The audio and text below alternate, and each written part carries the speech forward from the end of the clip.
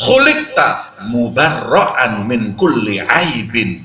Engkau wahai Nabi Muhammad diciptakan nggak punya aib, nggak punya kekurangan, tidak ada yang sedikit pun yang tidak baik pada Rasulullah. Ka'annaka qad khuliqta kama tasya'u. Sampai seakan-akan kata Sayyidina Hasan bin Thabit, apa kau itu lahir seenakmu ya Rasulullah? Semuanya mulia, dari ujung rambut sampai kaki semuanya indah. Apa yang tidak indah pada Rasulullah? Saya sampaikan tadi semua. Kalau cerita wajah, cerita ini udah banyak orang ganteng. Tapi saya sekarang akan sampaikan yang kedua. Rikuhu sallallahu alaihi wasallam. Ludahnya Nabi Muhammad. Ludah hadirin. Siapa sih di antara kita yang ludahnya itu wangi? Tapi kalau sahabat mengatakan kaifa kana rikuhu sallallahu alaihi wasallam, kana rikuhu kal misik. Nabi Muhammad itu ludahnya seperti minyak misik. Makanya kalau Rasulullah SAW itu meludah, sahabat berebut. Ludahnya Nabi Muhammad, bentuknya wangi. Wahwa syifa, dan ludah Nabi itu obat.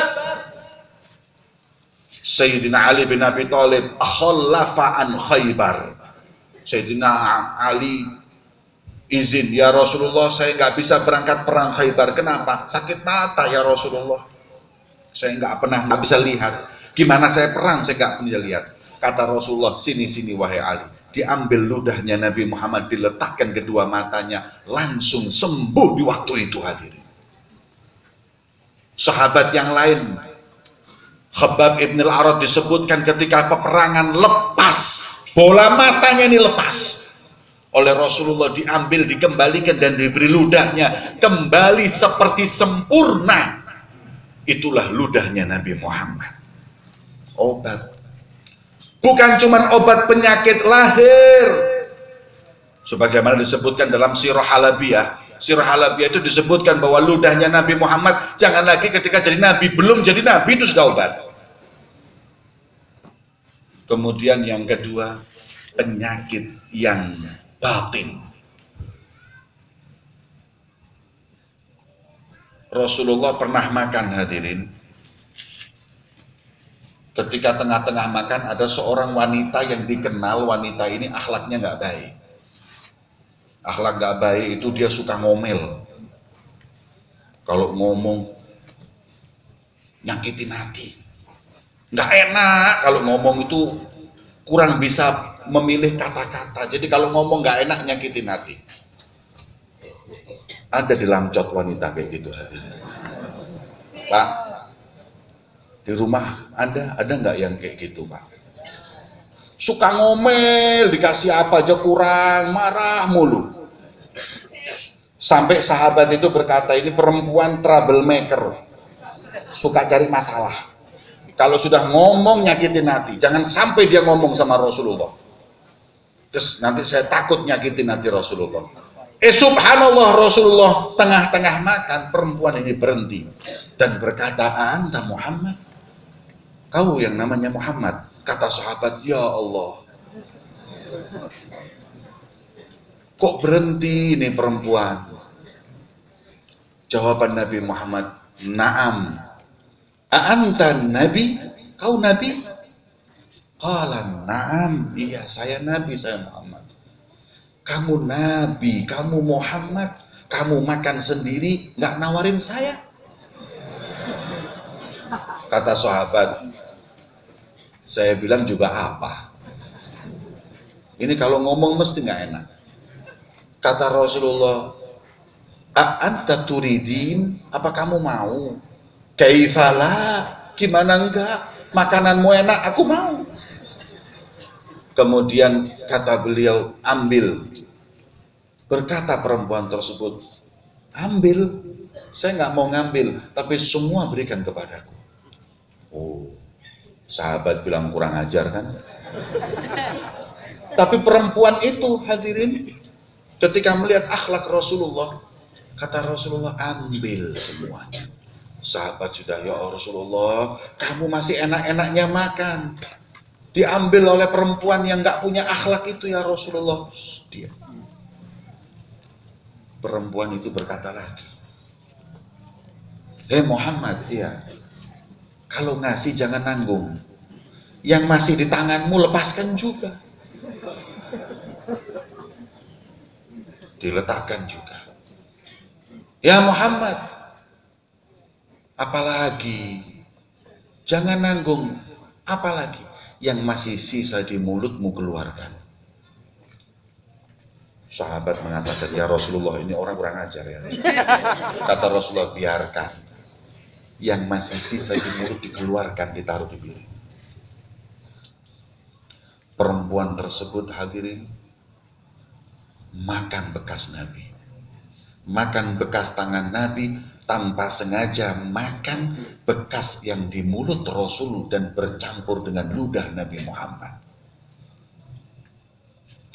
Setelah selesai makan, periwayat cerita itu berkata, "Fawallahi, demi Allah, itu perempuan min ba'di ma akalat min athari Rasulillah, setelah makan bekas ludahnya Nabi Muhammad, fala yakhruju min fiha illa khaira." Nggak pernah lagi keluar kata-kata dari mulutnya kecuali yang baik, berkat ludahnya Nabi Muhammad. Allahumma sholli ala Muhammad. Ludahnya Nabi merubah sikap seseorang, hadirin, penyakit lahir maupun batin. Pak, kalau istri bapak suka ngomel, perlu diludahin itu, Pak.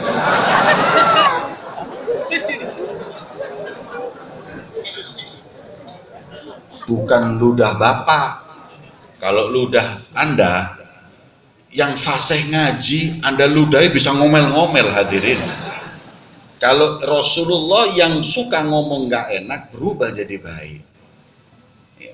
Maka daripada itu, dulu ulama di Jawa itu kalau ngobatin orang pakai ludah. Kiai Hamid Pasuruan itu, hadirin, ada satu orang yang nggak bisa pelat, nggak bisa ngomong lok, ngajinya nggak bisa, akhirnya diludahin fasih. Makanya sebagian orang itu suka minta minum, minta nafas bahasa Arab itu angin semburan dengan ludah. Biasanya dari pewaris Nabi Muhammad, harapannya mendapatkan sir rahasianya Rasulullah SAW. Itu. Saya pernah diundang ke Semarang, yang ngundang orang kaya raya. Saya lihat kekayaannya, heran, hadirin. Saya ditunjukkan bagaimana rumahnya. Setiap rumah yang saya masuk itu di atas 5 miliar. Rumah begitu mewahnya. Waktu itu saya diundang, yang ngundang pakai mobil Alphard. Alphard tahun 2003, itu masih awal-awalnya Alphard. Pintunya bisa buka sendiri. Saya waktu pertama kali lihat, saya takut, saya kira ada jinnya, hadirin. Ini pintu bisa buka sendiri. Ini pertama kali saya diundang pakai Alphard waktu saya di Semarang. Gitu. Orangnya kaya raya, hadirin. Kemudian setelah sampai di sana, saya dikasih tempat, guest house-nya, semuanya baru. Saya masuk rumah itu nggak kelihatan lantai, semua karpet tebel. Saya nggak usah tidur di kamar, di karpetnya aja bisa, hadirin, saking enaknya. Kamarnya indah.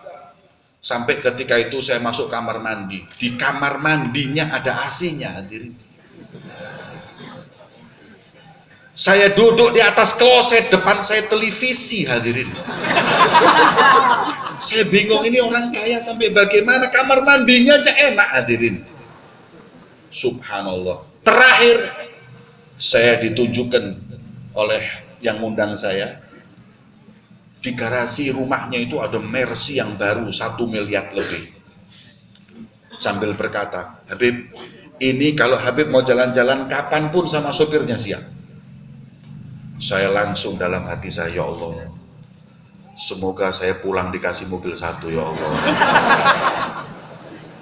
Kapan lagi, hadirin, dakwah pulang bawa mobil, hadirin. Ini kesempatan ini, hadirin. Ya Allah, pulang bawa mobil, ya Allah. Saya tinggal tiket pesawat itu saya buang nggak apa-apa, saya naik sendiri sudah mobil itu. Itu besitan hati saya. Akhirnya malam maulid, setelah maulid saya tanya haji yang ngundang saya mana, di kamar Bib, nanti setelah makan baru beliau mau menemui Habib. Kenapa ini orang ikut maulid sama kita, katanya nggak mau, kata nggak enak badan, ditunggu di kamar. Setelah selesai makan saya masuk ke kamar, kamarnya itu hadirin sama lapangan badminton hampir sama hadirin, besar, dan dia lihat televisi 60 in, lihat maulid di dalam situ.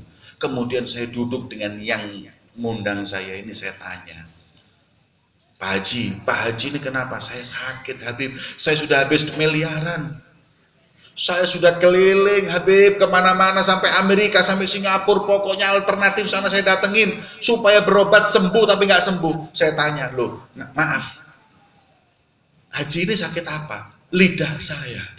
Kenapa lidahnya? Lidah saya ini mati, pahit sama manis gak ada bedanya, minum madu sama jamu gak ada bedanya, gak ada nikmatnya lagi ini hidup. Demi Allah Habib, uang saya itu ratusan bahkan triliunan itu kalau semua diambil sama Allah, dikembalikan lidah saya ridho Habib. Subhanallah. Begitu saya keluar dari kamar, saya pegang lidah saya, 1 triliun ya Allah. Lebih mahal dari Mercy yang cuma 1 M tadi saya pengen. Saya kepingin Mercy-nya dia yang cuma 1 M, dia nggak taunya pengen lidah saya yang 1 triliun hadirin. Makanya kadang-kadang kita ini nggak syukur sama Allah. Dikasih musibah sedikit udah kayak seakan-akan musibah terbesar di dunia. Kemudian ketika pulang ke guest house tempat tinggal saya, anaknya yang ngantar saya. Saya terus berpikir, waktu itu saya bangun pesantren nggak selesai-selesai.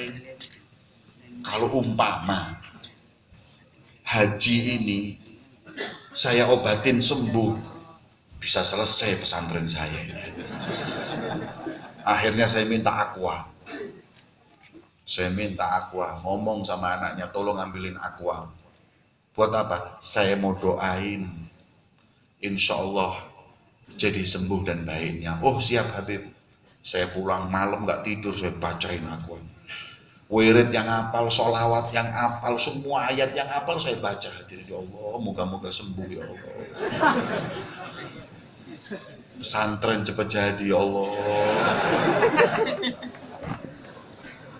Akhirnya begitu saya baca ini, besoknya saya kasih Bapak, insya Allah Allah kasih kesembuhan. Amin amin Bib. Alhamdulillah. Pulang dapat seminggu, anaknya telepon saya.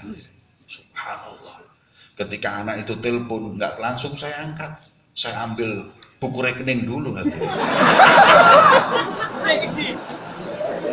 Pasti minta nomor rekening ini. Saya sibuk cari nomor rekening, kemudian assalamualaikum, waalaikumsalam. Alhamdulillah Habib sehat. Oh alhamdulillah saya sehat. Kamu sehat? Alhamdulillah. Bapak bagaimana? Bapak meninggal dunia. Subhanallah. Ludah saya dosisnya terlalu tinggi hadirin. Makanya hadirin kalau ada yang mau cepat mati, bekas saya diminum. Masya Allah. Saya mau nyontoh Kiai Hamid, nggak taunya salah ya hadirin. Belum makomnya. Itu ludahnya Nabi Muhammad seperti itu hadirin. Ini ludahnya Nabi. Sekarang ludahnya orang mana yang baunya kayak misik hadirin? Hadirin, artis yang cantik-cantik di Hollywood, bahkan Hollywood, coba bangun tidur pagi, suruh buka mulutnya, sedot. Wangi? Wangi apa bau? Tahu minyak spiritus? Ya udah itu. Secantik apapun, seganteng apapun, bangun tidur kita bau, mulutnya bau, itu udah kita. Tapi Nabi Muhammad SAW, subhanallah, sudah nggak bisa kita ungkapkan. Jam berapa hadirin? Masya Allah, jam 12 ya. Masih bisa dilanjut? Capek apa enggak? Enggak ikut ceramah enggak capek. Saya yang di sini ceramah, masya Allah. Apalagi yang saya lihat di belakang itu dengerin ceramah saya sambil merokok, masya Allah. Saya nahan mulai tadi, ya Allah. Emang layar tancap apa ini? Ini pengajian, Pak. Masya Allah.